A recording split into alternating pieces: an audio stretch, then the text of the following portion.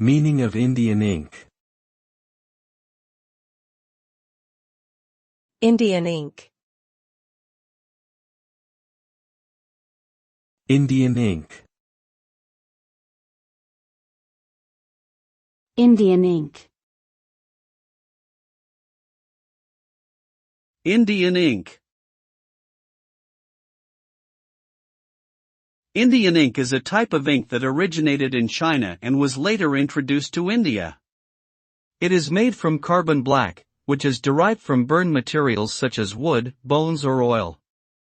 The ink is traditionally used in calligraphy and drawing due to its rich black color and ability to adhere to a variety of surfaces.